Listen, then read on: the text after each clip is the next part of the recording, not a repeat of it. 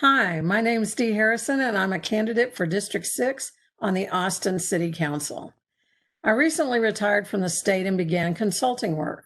But like many other people, the COVID-19 virus threw a wrench in my plans. In my career, I've served on, built, and managed countless community coalitions. Some dealt with crime victims and survivors, or social and restorative justice. Others were related to disasters and disaster recovery. I choose to live in Austin because it's a great place to live. We have lakes, parks, museums. We have art shows and art galleries. We have food festivals and music festivals. Best of all, it's in the beautiful Texas Hill Country. Since I first moved here in the early 80s, the population of Austin has more than doubled. I've watched it change from a no-growth city to a go-growth city. Many things have changed about Austin's in that time, some for the better, some not. While I might miss some of the places that are now gone, I know they'll be replaced by something better, something more diverse, something more ostentatious. As the governing body of our city, city council members have both the duty and the responsibility to protect our communities. The COVID-19 pandemic has caused a change in how we live, work, learn, and play. People have lost their jobs, their businesses, friends, families, and even their homes. Our system of public education is at a critical crossroads. The economic impact of this pandemic will be felt for decades.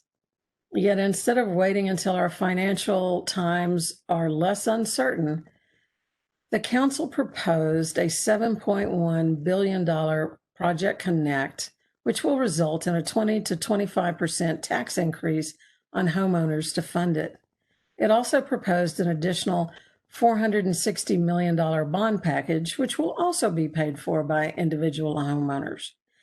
These propositions are already on the November ballot, so future councils will have to abide by whatever the taxpayers choose on Election Day. The social unrest and protest have shone a bright light on the systemic racism that has been rotting our country for generations.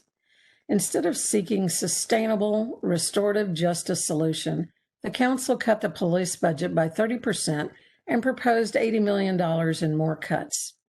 It proposed to move victim service out of the police department, undoing an effort that took crime victims, survivors, victims' rights advocates, police, and prosecutors years to put into place.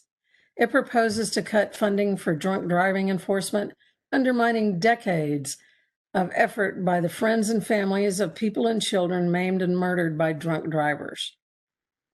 The council repealed the homeless camping ordinance, resulting in an explosion of homeless camps. That's a stopgap measure at best, and at worst, it's just plain cruel. These decisions ultimately placed more of our residents and our city at risk. While city council members represent their individual districts, they have a greater responsibility to govern the city as a whole. I'm not running as a candidate from a political party. City council elections are supposed to be nonpartisan. If elected, I pledge to represent all my constituents fairly and equitably, regardless of their political persuasion. In these changing times, I believe your vote is more important than ever.